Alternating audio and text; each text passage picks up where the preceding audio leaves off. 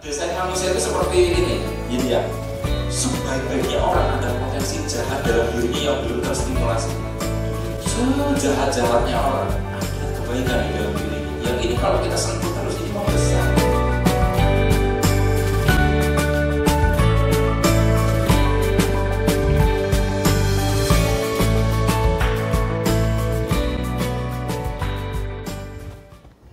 Assalamualaikum warahmatullahi wabarakatuh. Jumpa lagi kita berjumpa dengan saya Arif Rahutomo atau Arif RH dalam rekaman video iseng Reborn.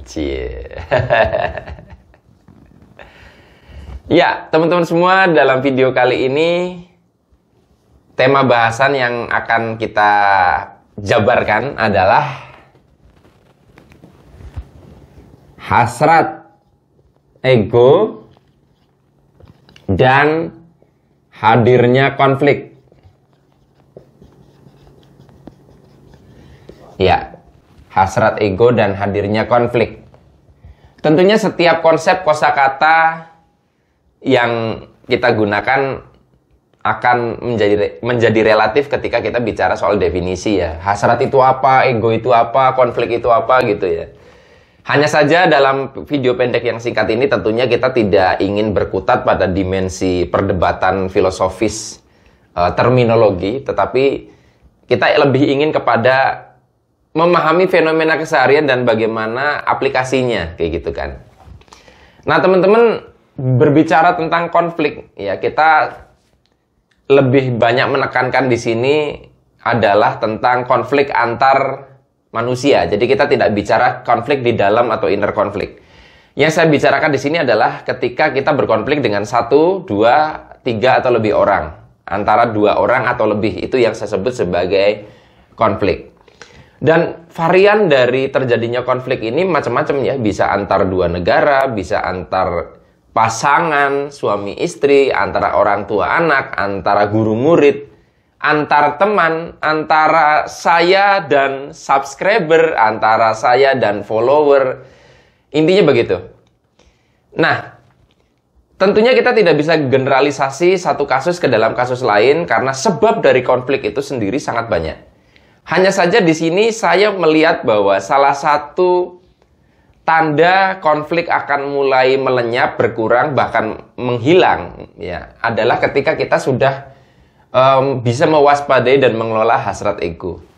Nah, salah satu hasrat dari ego atau keakuan kita adalah ingin supaya orang lain itu sama dengan kita. Atau kalau bahasa kasarnya, orang lain kalau bisa itu kita bikin jadi kita semua. Di bumi itu ada 5 miliar orang misalkan. Kita pengennya semua orang itu jadi kita semua. Ya. Nah, gampangannya begini sebagai contoh ya. Jadi saya dengan istri saya, sebagaimana yang pernah saya katakan dalam beberapa video sebelumnya, pada waktu awal-awal menikah, sekitar 1,5 sampai 2 tahun, itu walaupun tidak sampai keras ya, tapi istri saya sering sekali menangis. Artinya ada satu konflik, entah konflik secara verbal, konflik secara gontok-gontokan yang level minimal, tetapi tetap dalam hal emosi cukup menghadirkan yang namanya penderitaan. Nah, apa sebetulnya yang terjadi selama 1,5 tahun yang saya pernah alami dalam pernikahan saya adalah ternyata itu terjadi juga dalam banyak sekali pernikahan, banyak sekali pertemanan, ya. Yang intinya sama, yaitu tentang hasrat ego ini. Contoh paling gampang supaya Anda lebih paham adalah dulu saya dan istri saya kadang meributkan hal-hal yang remeh, yang receh, yang kayak gitu aja kok diributin. Misalnya istri saya itu cenderung lebih ekstrovert sehingga dia suka banget untuk keluar rumah. Nah, dia yang karakternya memang suka dolan, suka keluar rumah, itu dia memaksa saya itu untuk jadi dia gitu loh. Yang setiap hari senengnya keluar rumah. Senengnya ketemu orang gitu loh. Jadi dia memaksa saya begitu seolah-olah. Sebaliknya, saya ini orang yang lebih cenderung introvert, senengnya di rumah, tidak kemana-mana kalau tidak perlu, tidak terlalu banyak ketemu orang secara langsung, ketemu orang juga pilih-pilih.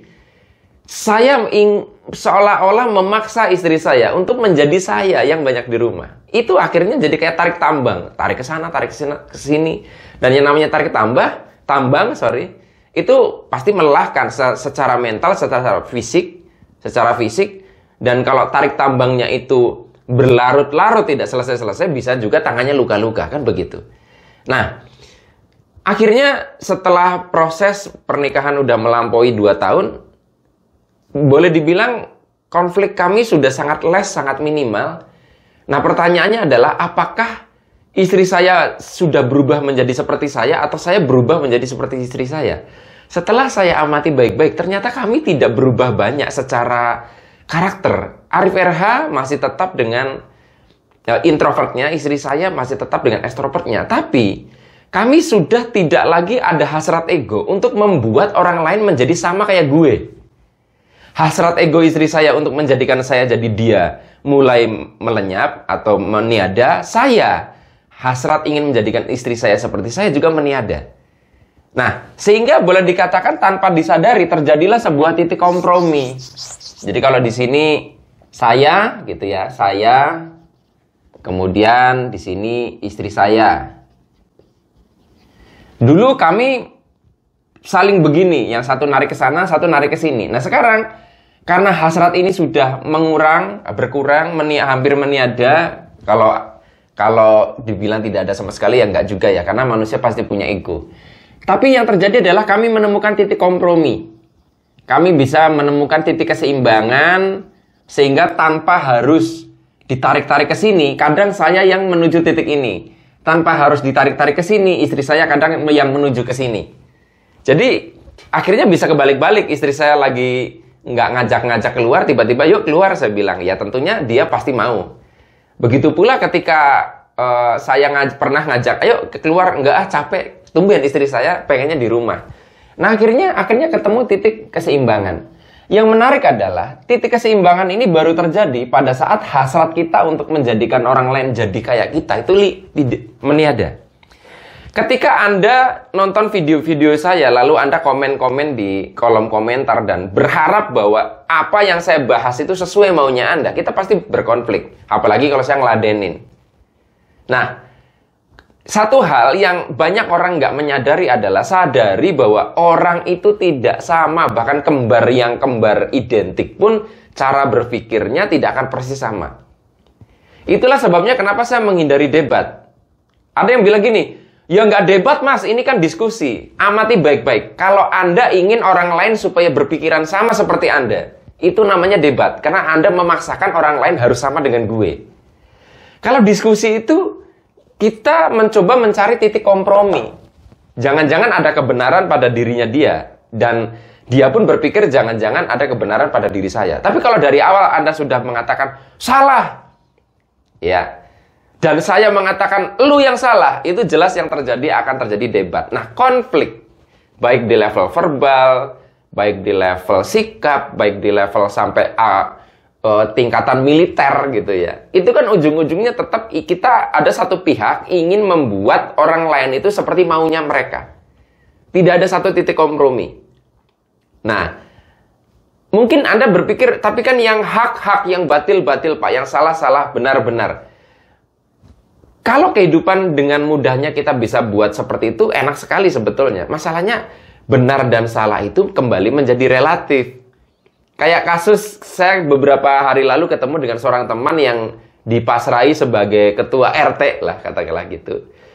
Ada seorang warga di kompleksnya dia ini adalah seorang ekspatriat gitu loh. Jadi orang US lah gitu loh, nikah sama orang sini atau gimana gitu.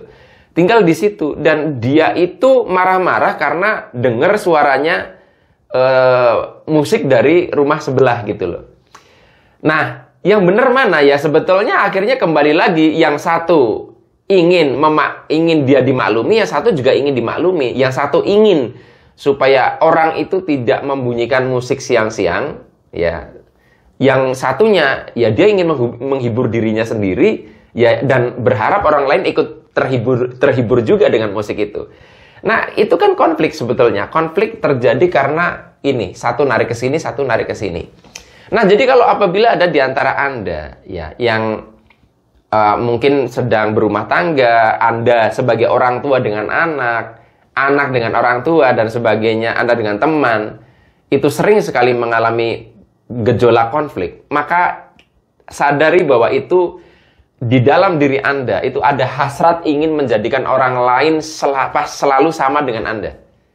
Selama Anda memelihara hasrat itu, dengan siapapun Anda berteman, dengan siapapun Anda menikah, dengan siapapun Anda bekerja sama, dengan siapapun atau bahkan siapapun orang tua Anda, siapapun anak Anda akan selalu menciptakan konflik.